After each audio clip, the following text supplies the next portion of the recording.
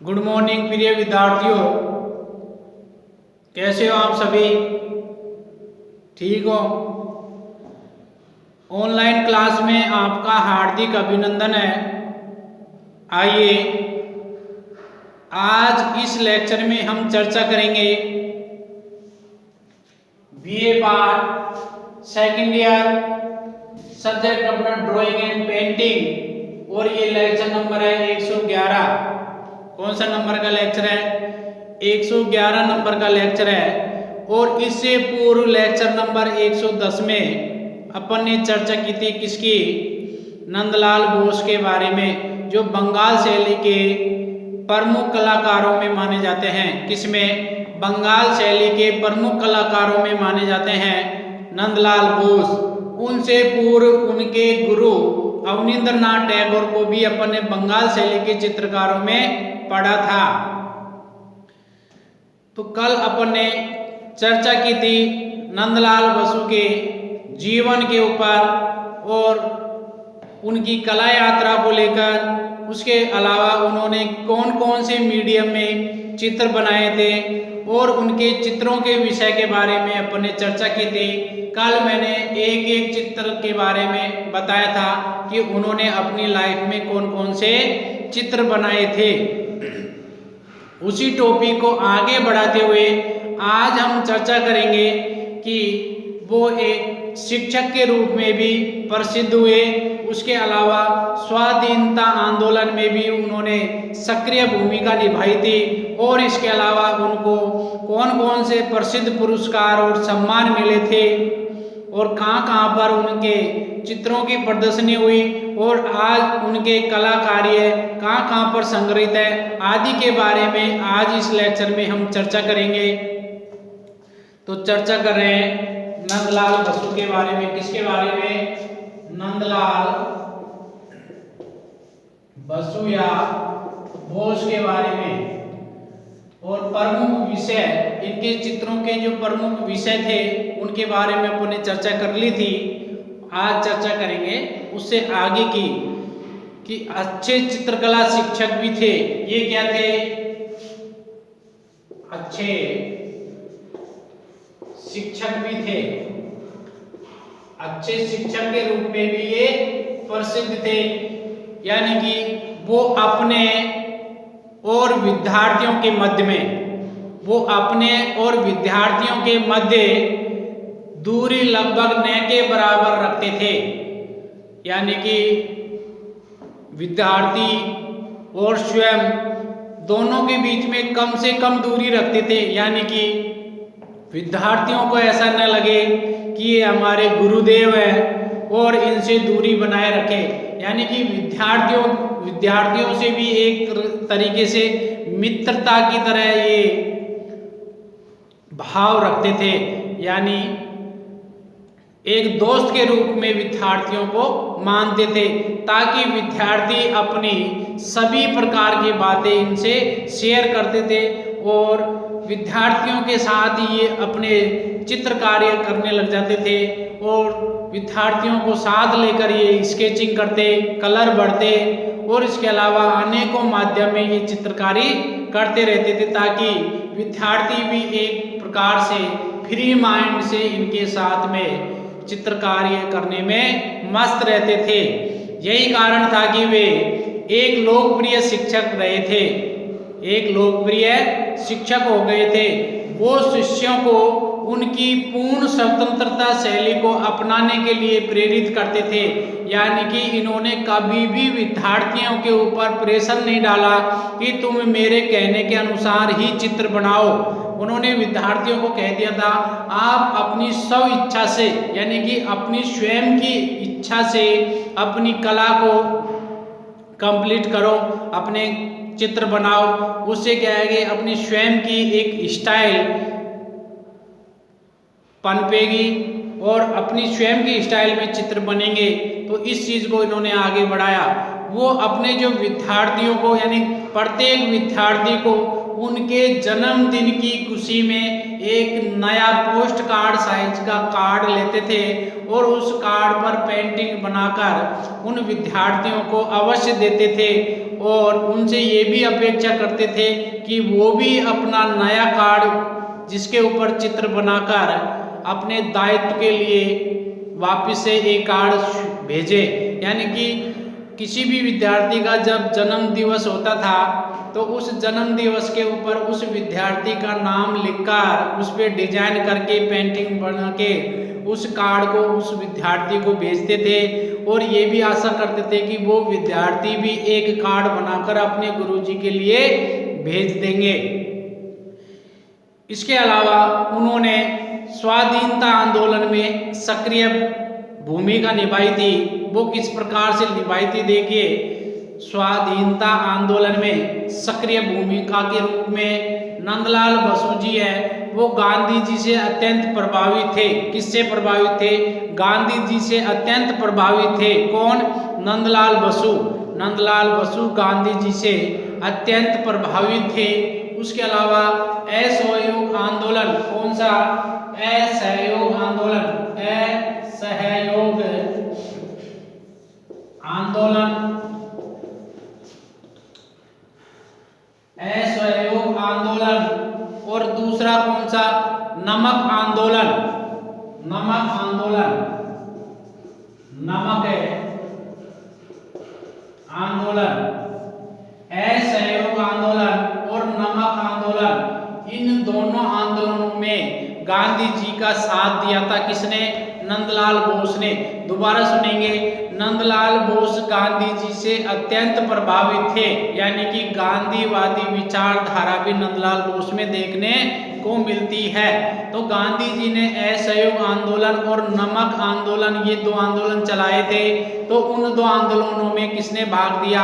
नंदलाल बोस ने। असहयोग आंदोलन और नमक आंदोलन में नंदलाल बोस ने किसका साथ दिया? गांधी जी का। किसका साथ दिया? गांधी जी का साथ दिया था।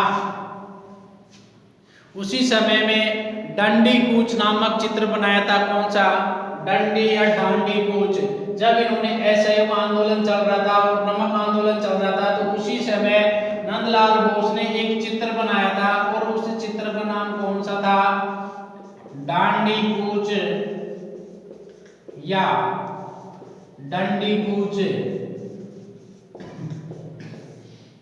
डांडी कूच या डंडी कूच नाम से एक चित्र बनाया था। किसने बनाया? नंदलाल बोस ने बनाया। इसके बाद सन 1937 ईस्वी में भोजपुर कांग्रेस अधिवेशन के मंच पर इन्होंने तोरण को सज्जा करने की जिम्मेदारी ले ली थी। कहां पर? 1937 ईस्वी में। 1937 ईस्वी की बात है। 1937 ईस्वी में भोजपुर कांग्रेस अधिवेशन हुआ था। भोजपुर में कांग्रेस अधिवेशन, भोजपुर कांग्रेस अधिवेशन हुआ। कांग्रेस अधिवेशन, अधिवेशन। तो इस कांग्रेस भोजपुर अधिवेशन में जो तोरण द्वार था, क्या था? जो तोरण था उसका जो गेट था, गेट बनाया था विशाल, उस गेट पर और इस फौजदार कांग्रेस अधिवेशन के मंच पर इन दोनों पर सज्जा का कार्य किसने ले लिया? नंदलाल बोस ने ले लिया। और सन 1937 और 1938 ईस्वी में हरिपुरा में भी इन्होंने पोस्टर बनाए थे।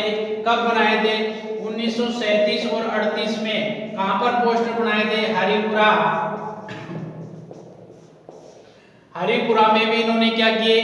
पोस्टर बनाए थे। हरिपुरा कांग्रेस के पंडाल की जो साज सज्जा का कार्य है उसमें भी इन्होंने क्या किया था? योगदान दिया था। क्या दिया था? योगदान दिया था। हरिपुरा कांग्रेस की जो साज सज्जा के लिए जो मंच बनाए गए, पंडाल बनाए गए, उनमें भी क्या किया? इन्होंने सहयोग दिया था। किसने? नंदलाल बोस ने। कब की बात है? 1937 और 38 की बात है। इसके अलावा इन्होंने पल्ली अधिवेशन में भी, पल्ली अधिवेशन में भी किसान जीवन का चित्रण किया था। कहां पर? पल्ली अधिवेशन में इन्होंने पल्ली पल्ली अधिवेशन में किसान जीवन नाम का चित्र बनाया था। किसान जीवन, कौन सा चित्र बनाया? किसान जीवन नामक चित्र बनाया था। दोबारा सुनेंगे, पल्ली अधिवेशन हुआ था और उस पल्ली अधिवेशन में नंदलाल बोस ने किसान जीवन नामक एक चित्र बनाया था जो काफी फेवरेट हुआ था। दोबारा सुन लो एक बार। अपन चर्चा कर रहे थे कि नंदलाल बोस जो गांधी जी से अत्यंत प्रभावित हुए थे और गांधी जी ने उस समय असहयोग आंदोलन और नमक आंदोलन, दो आंदोलन चलाए। इन दोनों आंदोलन में नंदलाल बसु जो चित्रकार थे, इन्होंने इनका सहयोग दिया। उसी के साथ में उन्होंने एक चित्र बनाया, कौन सा? डांडी कूच या डंडी कूच नाम से एक चित्र बनाया। इसके अलावा 1937 ईस्वी में इन्होंने भोजपुर कांग्रेस अधिवेशन की मंच का और इसके तोरण को सजाने का कार्य ले लिया था। और उसके उसी वर्ष 1937 और 38 में हरिपुरा कांग्रेस अधिवेशन में उसकी जो पांडाल लगा हुआ था, उस पांडाल को साज सज्जा करने का भी जिम्मेदारी किसने ली? ये ले ली नंदलाल बसु ने। और उसके अलावा पल्ली अधिवेशन में एक चित्र बनाया, वो बहुत फेमस हुआ और उस चित्र का नाम है किसान जीवन नाम का एक चित्रण किया। किस नाम से? किसान जीवन के नाम से। मिटा दिया जाए।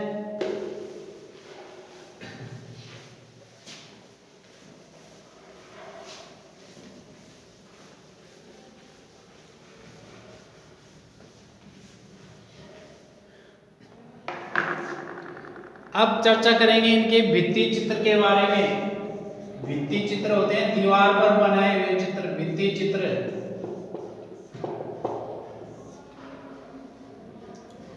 भित्ति चित्रों की अपन बात करेंगे। देखो, नंदलाल बोस के द्वारा निर्मित भित्ति चित्र हमें कला भवन में प्राप्त होते हैं। कहां पर? कला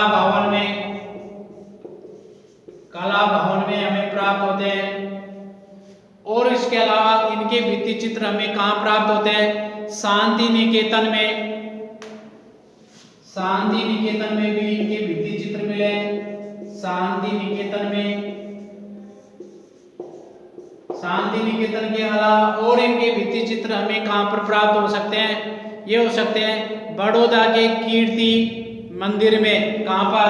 बड़ौदा के कीर्ति मंदिर में।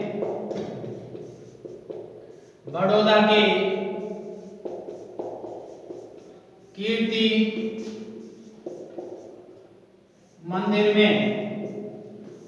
के कीर्ति मंदिर में भी हमें नंदलाल बोस के द्वारा बनाए गए भित्ति चित्र प्राप्त हो सकते हैं। दोबारा सुनेंगे, नंदलाल बोस के द्वारा बनाए गए भित्ति चित्र आज हमें कला भवन, शांति निकेतन में और उसके अलावा बड़ौदा के कीर्ति मंदिर में इनके बनाए गए, इनके हाथों के द्वारा बने हुए भित्ति चित्र प्राप्त होते हैं, देखने को मिलते हैं। जिस पर अजंता का प्रभाव दिखाई देता है, जिस पर अजंता की जो शैली में जिस प्रकार से मूर्ति शिल्पों में और चित्रों में जो प्रभाव उत्पन्न हुआ था, वही प्रभाव नंदलाल बोस ने अपने भित्ति चित्रों में उत्पन्न किया है। जो इनके भित्ति चित्र आज हमें कला भवन, शांति निकेतन और बड़ौदा के कीर्ति मंदिर में देखने को मिलता है। इसके अलावा विज्ञान मंदिर कहाँ पर है? कोलकाता में। इसके अलावा में विज्ञान मंदिर कहाँ पर है? कोलकाता में। विज्ञान मंदिर कहाँ पर है? कोलकाता में। यहाँ पर भी हमें क्या इनके भित्ति चित्र देखने को मिलते हैं। इसके अलावा सन 1921 ईस्वी में बाघ गुफाओं के चित्रों की भी अनुकृति इन्होंने की थी। कब की थी? सन 1921 ईस्वी में। सन 1921 ईस्वी में किसकी? बाघ गुफाओं के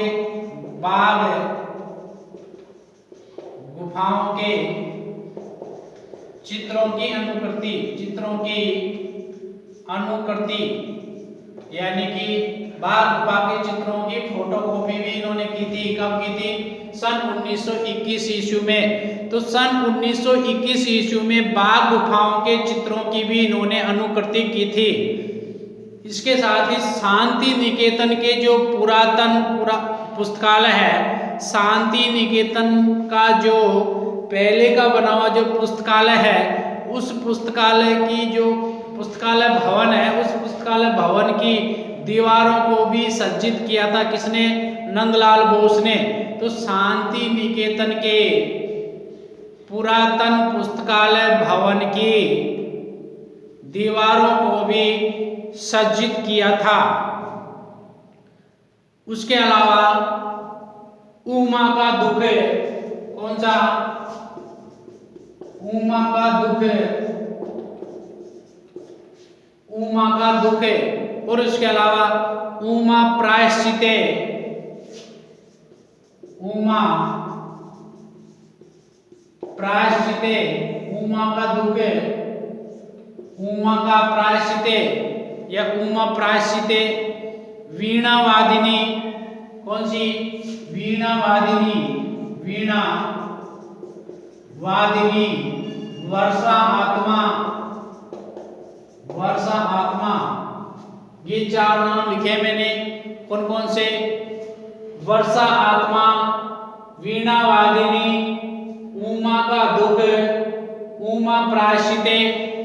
ये भी इनके भित्ति चित्रों में माने जाते हैं। किसमें? इनके भित्ति चित्रों में आते हैं। तो दोबारा से सुनेंगे एक बार। अपन चर्चा कर रहे हैं नंदलाल बोस के भित्ति चित्रों के बारे में। किसके बारे में चर्चा कर रहे हैं? इनके भित्ति चित्रों के बारे में बात कर रहे हैं। इन्होंने अपने लाइफ में भित्ति चित्रों पर भी अनेक चित्र बनाए, यानी कि भित्ति का मतलब होता है दीवार। दीवार पर भी अनेक चित्र बनाए थे जो विशाल आकार के हुआ करते थे, यानी बड़ी बड़ी साइज के चित्र बनाते थे। इनके द्वारा निर्मित भित्ति चित्र आज हमें कौन कौन से स्थानों से प्राप्त हो सकते हैं, उनके बारे में हम चर्चा कर रहे हैं। तो देखिए, ये हमें कला भवन में, कला भवन, इसके अलावा शांति निकेतन में, ये कला भवन कहाँ है? कलकत्ता में है। इसके अलावा शांति निकेतन में, बड़ौदा के कीर्ति मंदिर में, बड़ौदा में एक मंदिर है कीर्ति मंदिर, उस मंदिर की दीवारों पर भी आज हमें इनके भित्ति चित्र देखने को मिलते हैं। उसके अलावा विज्ञान मंदिर, ये विज्ञान मंदिर कहाँ पर है? कोलकाता में है। तो विज्ञान मंदिर कोलकाता में जो है, वहां पर भी नंदलाल बसु के भित्ति चित्र हमें मिलते हैं।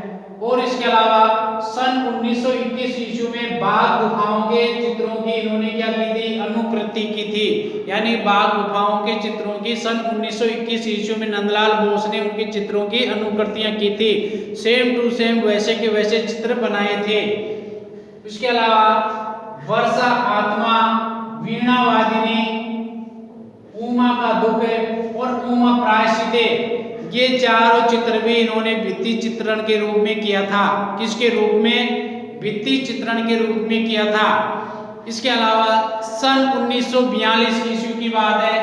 कब की बात है? सन 1942 ईस्वी में, 1942 में, 1942 की बात है कि शांति निकेतन में चीनी भवन की दीवार को सजाने का कार्य किसने किया? नंदलाल बोस ने किया। सन 1942 ईस्वी में शांति निकेतन में चीनी भवन की दीवार को सजाने का कार्य भी नंदलाल बोस ने किया।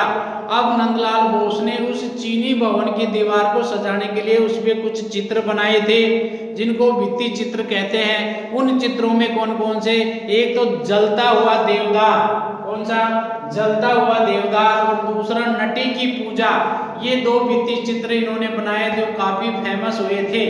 तो लिखेंगे सन 1942 ईस्वी में शांति निकेतन में, शांति निकेतन में, शांति निकेतन के चीनी भवन, शांति निकेतन के चीनी भवन की दीवार को सजाने का कार्य है। शांति निकेतन के चीनी भवन की दीवार को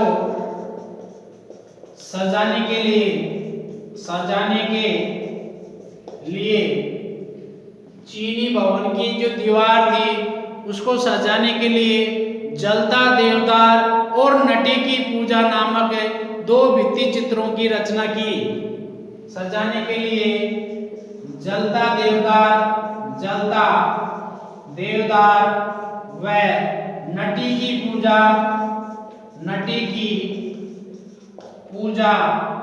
नामक 2 भित्ति चित्रण किए, 2 भित्ति चित्र बनाए।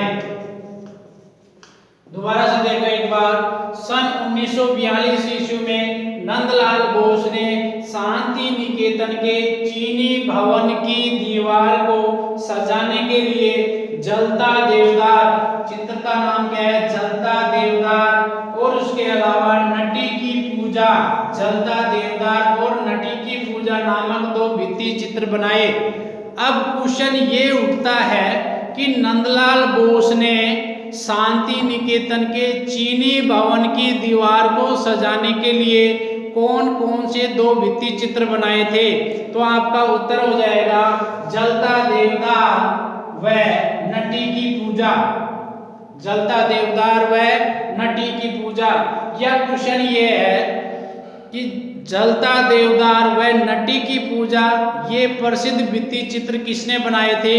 नंदलाल बोस ने बनाए थे। कहां पर बनाए थे? शांति निकेतन के चीनी भवन की दीवार को सजाने के लिए इन्होंने वहां पर बनाए थे। यह क्वेश्चन तीसरा सुनो कैसे आएगा। जलता देवदार, नटी की पूजा, ये दोनों प्रसिद्ध चित्र नंदलाल बोस ने किस पर बनाए थे? भाई पेपर पे बनाए थे, सीट पर बनाए थे, कैनवास पे, कपड़े पे बनाए थे, या बोर्ड पर बनाए थे, या भित्ति पर बनाए थे? तो ये चित्र बनाए थे भित्ति पर। किस पर? भित्ति यानी कि दीवार पर बनाए थे। तो ये क्या हो गया? भित्ति चित्रण है। क्या है? भित्ति चित्रण है। इधर को आ जाए, नंदलाल बोस का उमा प्रायश्चित चित्र को निम्न में से किस माध्यम में बनाया या किस बेस पर बनाया? तो ये बनाया था भित्ति पर। और उमा का दुख ये भी भित्ति यानी दीवार पर बना हुआ है। वीणा वादिनी और वर्षा आत्मा, ये सब चित्र किस पे बने हुए हैं? ये बने हुए हैं दीवारों पर यानी कि भित्ति पर। अब अपन चर्चा करेंगे नंदलाल बोस के लेखन के बारे में, यानी इन्होंने लेखन में क्या योगदान दिया।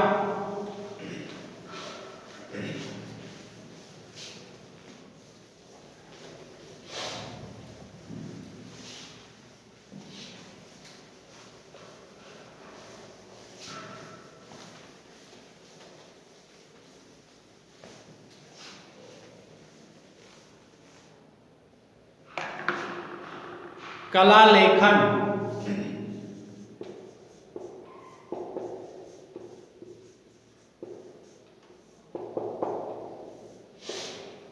कला लेखन। नंदलाल बसु ने चित्र सर्जन के साथ साथ में कला लेखन की सक्रियता भी निभाई थी, यानी कि कला लेखन में भी सक्रिय योगदान दिया था। नंदलाल बसु ने चित्र सर्जन के साथ साथ में, किसके साथ साथ? चित्र सर्जन के साथ साथ, चित्र सर्जन का मतलब होता है चित्र की सर्जना करना, चित्र को सर्जनात्मकता से बनाना, यानी चित्र का निर्माण करना। तो चित्र सर्जन के साथ साथ में इन्होंने और क्या किया? कला लेखन में भी सक्रिय योगदान दिया। किसमें? कला लेखन में। कला लेखन में भी क्या किया? सक्रिय योगदान दिया। किसने दिया? नंदलाल बोस ने।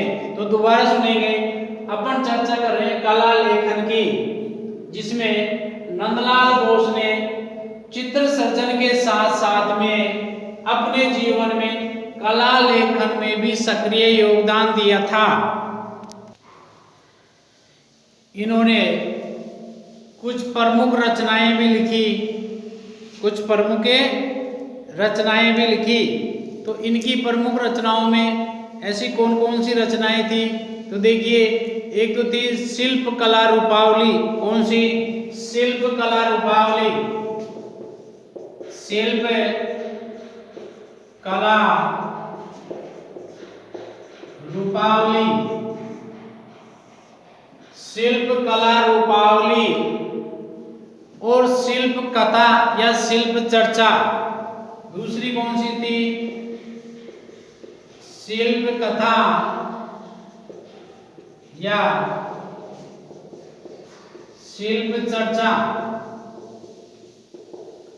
शिल्प कथा या शिल्प चर्चा इनकी प्रमुख रचनाएं थी। तो क्वेश्चन ये आएगा कि नंदलाल बोस की प्रमुख रचनाएं निम्न में से कौन सी है?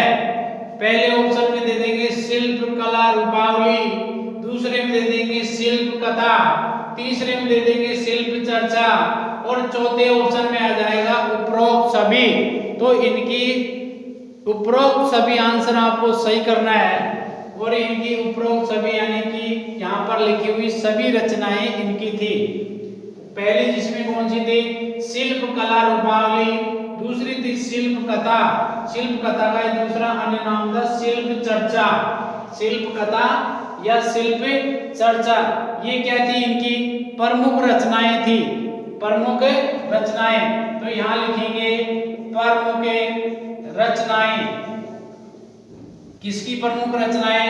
नंदलाल बोस की प्रमुख रचनाएं, जिसमें शिल्प कथा, शिल्प कला रूपावली और शिल्प कथा या शिल्प चर्चा। सन 1944 ईस्वी में, कब की बात है? सन 1944 ईस्वी में 1944 ईस्वी में 1944 में।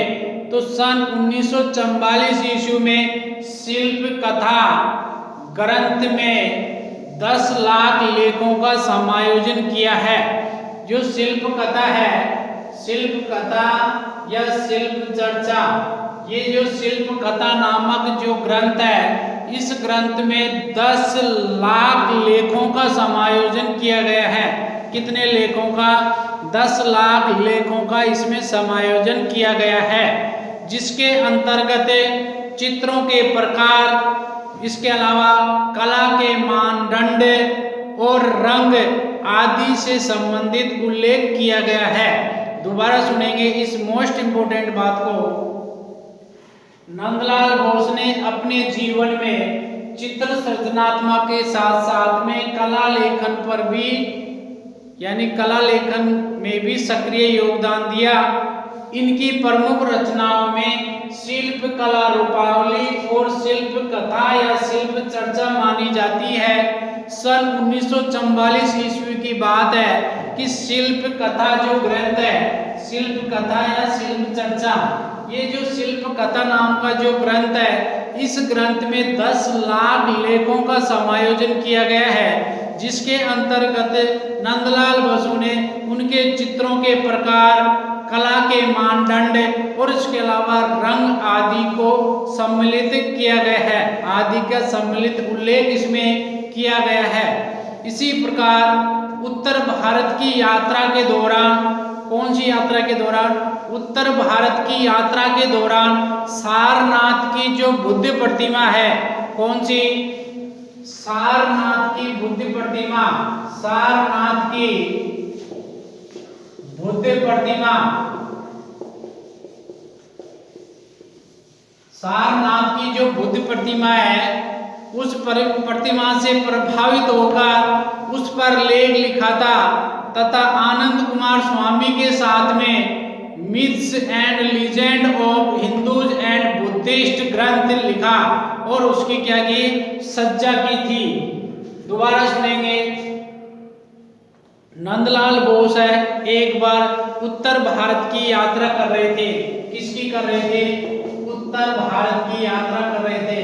उत्तर भारत की क्या कर रहे थे? यात्रा कर रहे थे। तो उस यात्रा के दौरान इन्होंने क्या किया? सारनाथ की बुद्ध प्रतिमा को देखा। किसको देखा? सारनाथ की बुद्ध प्रतिमा को देखा, जो बौद्ध धर्म से संबंधित थी। उस मूर्ति को देखकर, उस प्रतिमा को देखकर ये खुश हो गए। तो इन्होंने क्या किया? आनंद कुमार स्वामी उस वक्त क्या कर रहे थे? बुद्ध प्रतिमाओं पर लेख लिख रहे थे। क्या लिख रहे थे? लेख लिख रहे थे, एक ग्रंथ लिख रहे थे। तो नंदलाल बोस ने आनंद कुमार स्वामी का क्या दिया, साथ दिया। क्या दिया, आनंद कुमार स्वामी का साथ दिया। और साथ देकर उस वक्त आनंद कुमार स्वामी एक ग्रंथ लिख रहे थे जिसका नाम था myths and legend of Hindus and Buddhist ग्रंथ। क्या नाम था, आनंद कुमार स्वामी का साथ दिया, आनंद कुमार स्वामी का क्या किया, साथ दिया था। किसने दिया था, नंदलाल बोस ने दिया था। उस वक्त ये एक ग्रंथ लिख रहे थे, कौन लिख रहे थे, आनंद कुमार स्वामी।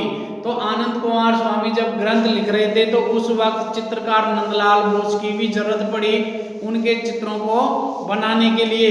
तो उस ग्रंथ का नाम था myths and legend of myths and legend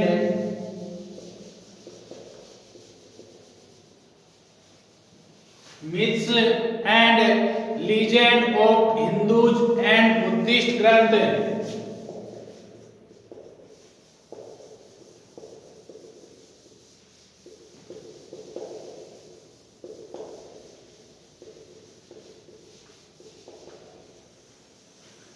ये उस ग्रंथ का नाम था myths and legend of Hindus and Buddhist ग्रंथ। ये ग्रंथ लिख रहा था आनंद कुमार स्वामी। लेकिन आनंद कुमार स्वामी को अचानक याद आया कि अपन नंदलाल बोस का योगदान जरूर इसमें लेंगे। उससे क्या है कि वो अभी भी जरूरत पड़ेगी तो वो अपन को चित्र के माध्यम से अपने इस ग्रंथ को और अच्छा बनवा देंगे, और अच्छा बनवा देंगे। इसी के साथ में विश्व भारती उसमें त्रैमासिक में सजावटी कला के नाम से भी लेख प्रकाशित हुआ था। यानी कि नंदलाल बोस के द्वारा विश्व भारती में एक 3 महीने में एक लेख प्रकाशित होता है, हर 3 महीने में। कहाँ पर, विश्व भारती में। विश्व भारती कहाँ पर है, कोलकाता में है। तो इस विश्व भारती में 3 माह में एक बार जिसको बोलते हैं त्रैमासिकी, क्या बोलते हैं, त्रैमासिकी। 3 माह में एक बार एक लेख, एक पुस्तक निकलती है। उस पुस्तक में भी नंदलाल बोस के चित्रों का वर्णन हुआ और जिसका नाम था सजावटी कला। क्या नाम था, सजावटी कला। अब इस लाइन को दोबारा सुनो कि सन 1940 ईस्वी में विश्व भारती जो कहाँ पर है, शांति निकेतन कोलकाता में है। वहां पर 3 महीने में एक त्रैमासिकी एक लेख प्रकाशित होता है, और उस लेख प्रकाशित होता है वो 3 महीने में एक बार होता है। तो उसमें भी नंदलाल बोस ने योगदान दिया, और इनका जो लेख है वो सजावटी कला के नाम से प्रकाशित हुआ। किस नाम से, सजावटी कला के नाम से प्रकाशित हुआ सन 1940 ईस्वी में। कब हुआ, सन 1940 ईस्वी में। दोबारा सुनो एक बार और, सन 1940 ईस्वी में नंदलाल बोस का विश्व भारती, जिसमें 3 माह में एक बार त्रैमासिकी कहते हैं, इसको क्या कहते हैं, त्रैमासिकी लेख में सजावटी कला नामक एक लेख प्रकाशित हुआ था। याद रहेगा। इसके बाद में सन 1943 ईस्वी में, कब की बात है, सन 1943 ईस्वी में 1943 में कला एक साधना, कला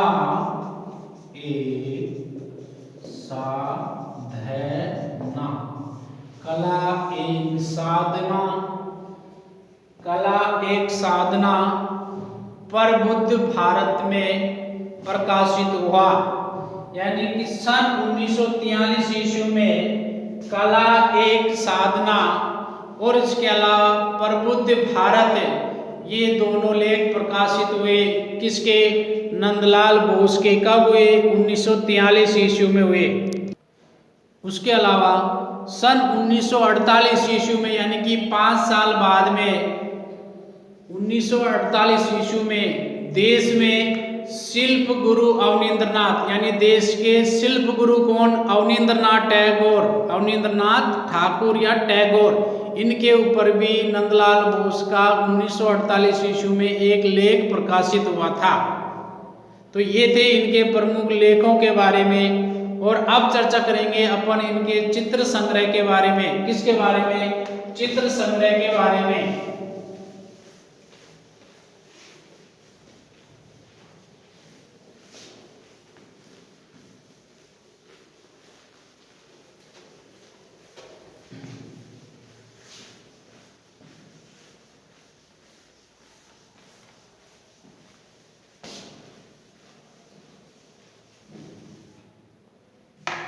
चित्र संग्रह।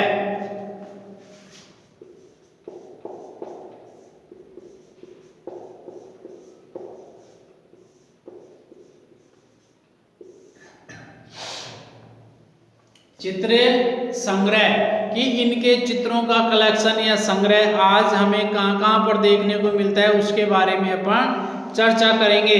तो देखिए इनके चित्र आधुनिक कला संग्रहालय, आधुनिक कला संग्रहालय यानी कि मॉडर्न आर्ट गैलरी, कहाँ पर? मॉडर्न आर्ट गैलरी कहाँ पर है? नई दिल्ली में है। तो इनके चित्रों का संग्रहालय आधुनिक कला संग्रहालय, और ये कहां पर है? नई दिल्ली में। कहां पर है? नई दिल्ली में। और इस आधुनिक कला संग्रहालय को बोलते हैं मॉडर्न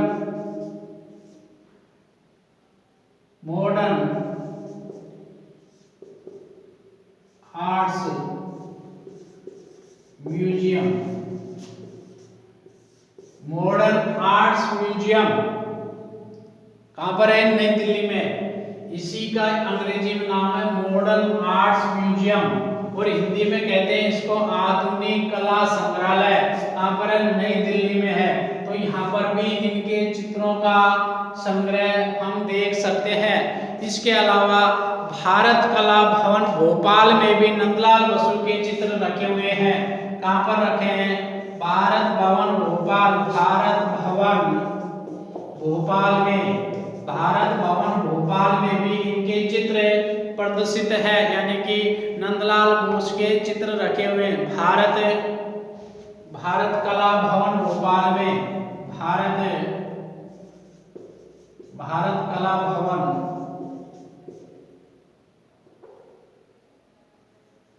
भारत कला भवन वाराणसी, भारत कला भवन, भारत कला भवन वाराणसी में, और भारत भवन कहां पर है? भोपाल में। यानी भारत कला भवन, देखो क्वेश्चन आ जाएगा भारत कला भवन कहां पर है? तो भारत कला भवन है वाराणसी में, और भारत भवन कहां है? भारत भवन है भोपाल में, भारत भवन भोपाल में और भारत कला भवन वाराणसी में। तो दोनों स्थानों पर ही इनके लेख रखे हुए हैं, यानी इनके चित्र संग्रह रखे हुए हैं। इसके अलावा जो ये भारत कला भवन है, ये कौन से विश्वविद्यालय में है? ये है काशी हिंदू विश्वविद्यालय में। कहां पर? काशी हिंदू विश्वविद्यालय में। इसको बोलते हैं काशी हिंदू विश्वविद्यालय, काशी हिंदू विश्वविद्यालय में ये रखे हुए हैं। काशी हिंदू विश्वविद्यालय जिसको VHU बोलते हैं, यानी कि काशी हिंदू विश्वविद्यालय है, वो भारत कला भवन वाराणसी में है। यानी कि भारत कला भवन वाराणसी किसके अंदर बना हुआ है? काशी हिंदू विश्वविद्यालय के अंदर, जिसको VHU बोलते हैं। और इसके अलावा भारत भवन भोपाल में भी रखे हुए हैं। इसके अलावा कला भवन शांति निकेतन में भी इनके चित्र हमें मिलते हैं। कौन सी जगह है? कला भवन शांति निकेतन में भी इनके चित्र आज हमें देखने को मिलते हैं। कला भवन शांति निकेतन वाला जो कलकत्ता में है, यहाँ पर भी इनके चित्रों का संग्रह आज हमें मिलता है। इसके अलावा अन्य व्यक्तिगत संग्रहालयों में भी नंदलाल बसु के चित्र हमें देखने को मिलते हैं। तो एक बार वापिस से चर्चा कर रहे हैं अपन, इनके कला संग्रह कौन कौन सी जगह पर है। देखिए, आधुनिक कला संग्रहालय नई दिल्ली में इनके चित्र रखे हुए हैं, जिसको मॉडर्न आर्ट म्यूजियम कहते हैं, और ये कहाँ पर है, नई दिल्ली में है। उसके अलावा भारत कला भवन वाराणसी में भी इनके चित्र रखे हुए हैं, और ये काशी हिंदू विश्वविद्यालय में है, जिसे BHU कहते हैं। इसके अलावा भारत भवन भोपाल में भी इनके चित्र रखे हुए हैं, और कला भवन शांति निकेतन में भी इनके चित्र रखे हुए हैं। और इसके अलावा निजी संग्रहालयों में भी, यानी कि लोगों ने, पैसे वाले जो लोग थे, उन्होंने इनके चित्रों को खरीद के अपने घरों में संग्रहालय बनवा लिए, जिनको कहते हैं निजी संग्रहालय। कौन से, क्या कहते हैं, निजी संग्रहालय। तो अनेक व्यक्तिगत निजी संग्रहालयों में भी इनके चित्र रखे हुए हैं। अब चर्चा करते हैं अपन इनके पुरस्कार व सम्मान के बारे में। किसके बारे में, प्रमुख पुरस्कार और सम्मान के बारे में चर्चा होगी।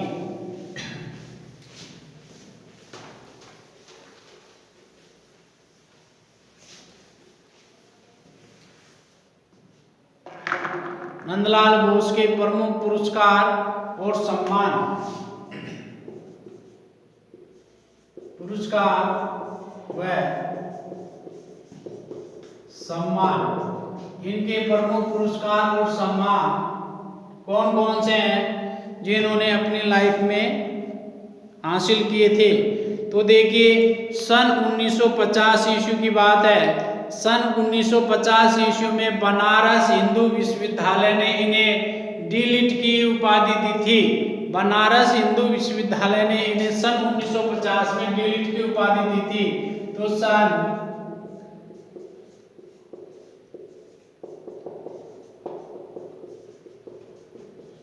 बनारस हिंदू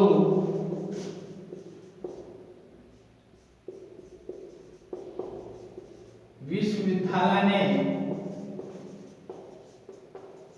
नंदलाल बोस को डीलिट की उपाधि दी थी। सन 1950 ईस्वी में बनारस हिंदू विश्वविद्यालय ने नंदलाल बोस को डीलिट की उपाधि दी थी। किसकी उपाधि दी थी, डीलिट की उपाधि दी थी। क्वेश्चन ये आएगा, नंदलाल बोस को 1950 ईस्वी में डीलिट की उपाधि किस विश्वविद्यालय के द्वारा दी गई। तो बनारस हिंदू विश्वविद्यालय के द्वारा, BHU, Banaras Hindu university, BHU के द्वारा 1950 ईस्वी में डीलिट की उपाधि दी गई। इसके अलावा सन 1952 ईस्वी में विश्व भारती ने शैक्षिक जगत में सर्वोच्च सम्मान, और वो सर्वोच्च सम्मान कौन सा था, देशिकोत्रम। क्या नाम था, देशिकोत्रम। तो लिखेंगे 1952 ईस्वी में, कब है, सन 1952 ईस्वी में विश्व भारती ने शैक्षिक जगत में, विश्व भारती ने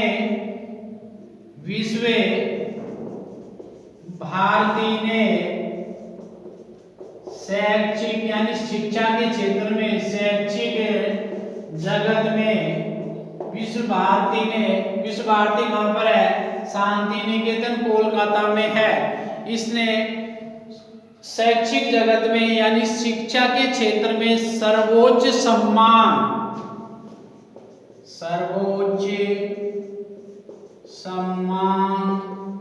और सम्मान का नाम है देशिकोत्रम से सम्मानित किया। क्या नाम है, देशिकोत्रम। देशिकोत्रम से सम्मानित किया। सम्मानित किया।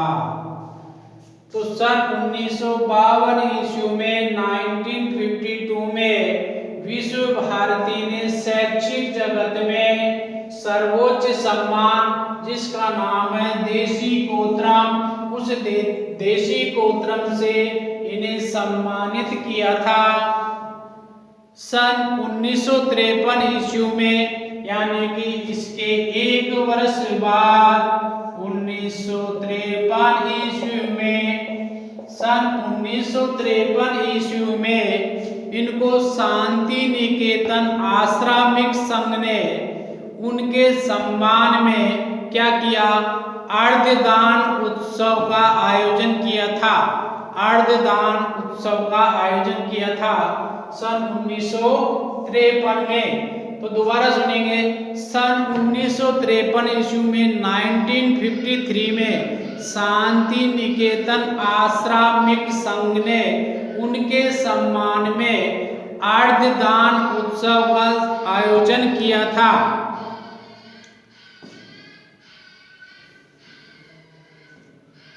उसके बाद 1954 ईस्वी में भारत सरकार ने आचार्य को उनकी कला संबंधी सेवाओं के लिए और उनके उपलब्धियों के लिए इन्हें पद्म विभूषण प्रदान किया। 1954 ईस्वी में क्या मिल गया इनको, पद्म विभूषण। 1954 ईस्वी में क्या मिल गया, पद्म विभूषण। पद्म विभूषण पुरस्कार दिया गया किसके द्वारा, भारत सरकार के द्वारा। क्यों दिया गया, क्योंकि भारत सरकार ने आचार्य पद से, यानी आचार्य रहते हुए और उसके अलावा उनकी कला संबंधी सेवाओं को देखते हुए और उसके अलावा उनकी उपलब्धियों को देखते हुए इन्हें पद्म भूषण से सम्मानित किया। उसके अलावा 1956 ईस्वी में ललित कला अकादमी नई दिल्ली के द्वारा इन्हें अधि सदस्य के रूप में भी चुना गया। कब, सन 1956 ईस्वी में 1956 ईस्वी में क्या किया, ललित कला अकादमी ने, किसने, ललित कला अकादमी ने, जो कहाँ पर है, नई दिल्ली में है। ललित कला अकादमी नई दिल्ली के द्वारा इन्हें अधि सदस्य के रूप में भी चुना गया। किसके रूप में चुना गया, इन्हें अधि सदस्य के रूप में चुना गया। और भी अभी पुरस्कार है, लेकिन उससे पहले इनको पढ़ लो, बोर्ड भर गया। आइए अपन चर्चा कर रहे थे नंदलाल बसु के प्रमुख पुरस्कार और प्रमुख सम्मान के बारे में। तो देखिए इनके प्रमुख पुरस्कार और सम्मान में सन 1950 ईस्वी में बनारस हिंदू विश्वविद्यालय ने नंदलाल बोस को डीलिट की उपाधि प्रदान की थी। उसके अलावा सन 1952 ईस्वी में विश्व भारती ने शैक्षिक जगत में सर्वोच्च सम्मान देशी कोतरम से भी इन्हें सम्मानित किया था। और उसके अलावा सन 1953 ईस्वी में शांति निकेतन आश्रमिक संघ ने इनके सम्मान के लिए अर्धदान उत्सव का आयोजन किया था। और सन 1954 ईस्वी में भारत सरकार ने इनके आचार्य पद को देखते हुए और इनकी कला को देखते हुए, इनकी कला सेवाओं को और उपलब्धियों को देखते हुए सन 1954 ईस्वी में भारत सरकार ने पद्म विभूषण का पुरस्कार प्रदान किया।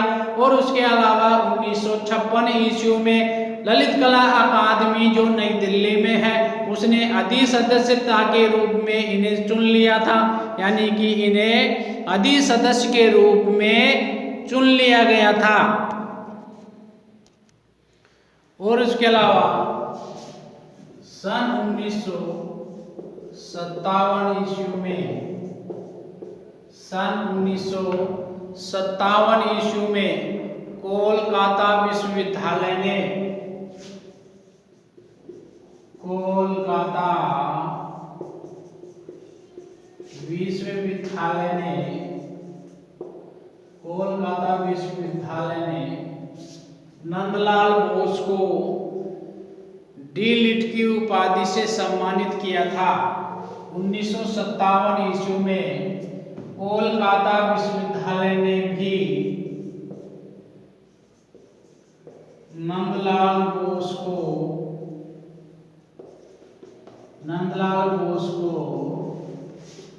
डी.लिट की उपाधि से सम्मानित किया। डी.लिट की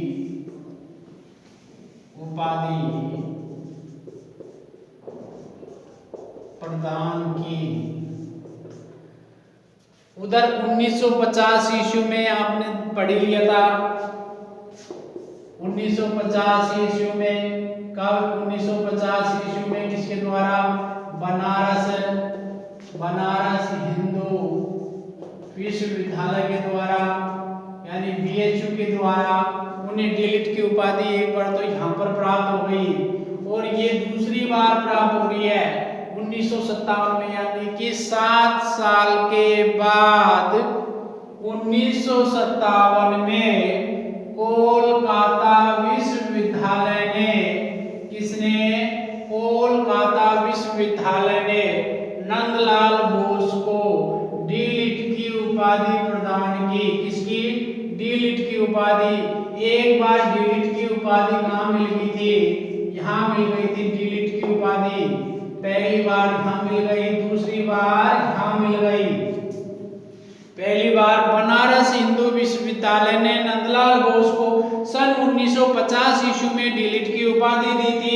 उसके बाद में दूसरी बार 1957 में, यानी कि 7 साल के बाद 1957 में कोलकाता विश्वविद्यालय ने नंदलाल बोस को डी.लिट की उपाधि दूसरी बार दी थी। कौन से विश्वविद्यालय से? कोलकाता विश्वविद्यालय से। और पहले किस विश्वविद्यालय से? बनारस हिंदू विश्वविद्यालय से, यानी कि BHU से। उसके बाद तीसरी बार, कौन सी बार? तीसरी बार 1963 ईस्वी में, 1963 ईस्वी में, सन 1963 ईस्वी में रविंद्र भारती विश्वविद्यालय ने, किसने? रविंद्र भारती विश्वविद्यालय ने, रविंद्र भारती विश्वविद्यालय, ये रविंद्र भारती विश्वविद्यालय कहाँ पर है? ये शांति निकेतन पश्चिम बंगाल कोलकाता में है। तो सन 1963 ईस्वी में रविंद्र भारती विश्वविद्यालय ने नंदलाल बोस को तीसरी बार डी.लिट की उपाधि प्रदान की। रविंद्र भारती विश्वविद्यालय ने डी.लिट की उपाधि प्रदान की। डी.लिट की उपाधि प्रदान की। दोबारा सुनेंगे। नंदलाल बोस को अपनी लाइफ में 3 बार डी.लिट की उपाधि मिली थी और वो 3 बार कौन कौन से स्थान से कब कब मिली थी? देखिए, पहली बार नंदलाल बोस को डी.लिट की उपाधि सन 1950 ईस्वी में बनारस हिंदू विश्वविद्यालय से प्राप्त हुई थी। बनारस हिंदू विश्वविद्यालय कहाँ पर है? वाराणसी में है, यूपी में। उससे पहली बार 1950 ईस्वी में इन्हें डी.लिट की उपाधि प्राप्त हुई।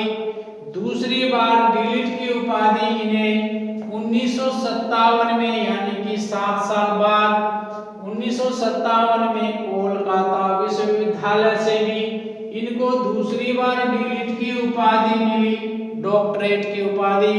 उसके अलावा तीसरी बार 1963 ईस्वी में, यानी कि 6 साल बाद, पहले 7 साल बाद में 6 साल बाद 1963 ईस्वी में रविंद्र भारती विश्वविद्यालय, कौन सा? रविंद्र भारती विश्वविद्यालय के द्वारा इनको डी.लिट की उपाधि प्रदान की गई। पहली बार हिंदू विश्वविद्यालय ने, दूसरी बार कोलकाता विश्वविद्यालय ने, तीसरी बार रविंद्र भारती विश्वविद्यालय ने। पहली बार 1950 में, दूसरी बार 1957 में, तीसरी बार 1963 में। इस प्रकार से आप इनको याद रखेंगे। और इसके अलावा 1958 ईस्वी में ललित कला अकादमी कोलकाता वाली ने, किसने? ललित कला अकादमी कोलकाता ने इन्हें रजत जयंती पदक पुरस्कार के रूप में दिया था। दोबारा सुनेंगे, 1958 ईस्वी में ललित कला अकादमी कोलकाता ने इन्हें रजत पदक पुरस्कार दिया था, रजत पदक पुरस्कार दिया था। और उसके बाद 1965 ईस्वी में ही एशियाटिक सोसाइटी कोलकाता में, एशियाटिक सोसाइटी कहाँ पर है? कलकत्ता में है। तो 1965 ईस्वी में 1965 में एशियाटिक सोसाइटी कोलकाता में है। तो एशियाटिक सोसाइटी के द्वारा इन्हें रविंद्र शताब्दी पदक दिया था। कौन सा? रविंद्र शताब्दी पदक, रविंद्र शताब्दी पदक दिया था। किसको? नंदलाल बोस को रविंद्र शताब्दी पदक प्रदान किया। और इसके अलावा oriental society of arts, oriental society of arts के द्वारा 500 रुपए का नगद पुरस्कार नंदलाल बोस को दिया गया, जिनसे उन 500 रुपए से इन्होंने कलर, कैनवास आदि मटेरियल खरीदा और उन पैसे से मटेरियल खरीद के इन्होंने बहुत सारी पेंटिंग बनाई।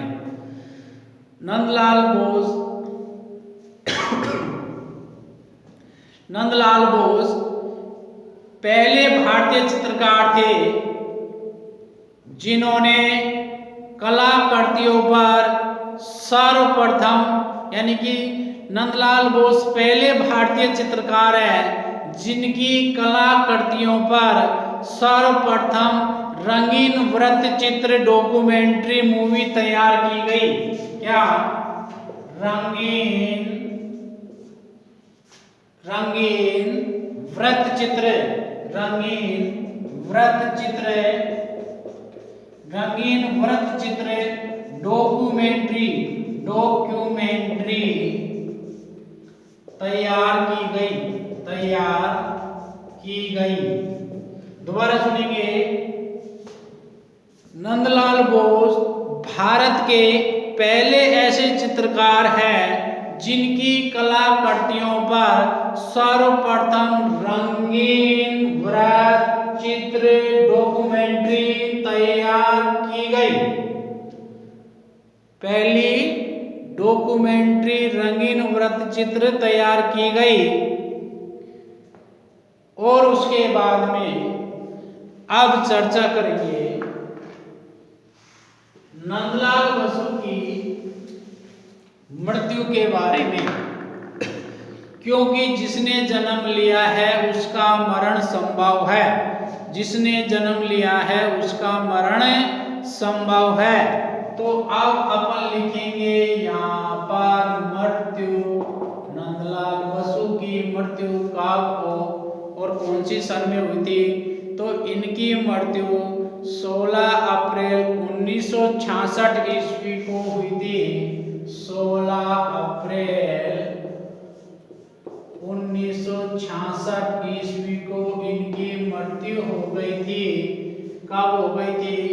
इनकी मृत्यु 16 अप्रैल 1966 को इनकी मृत्यु हो गई थी।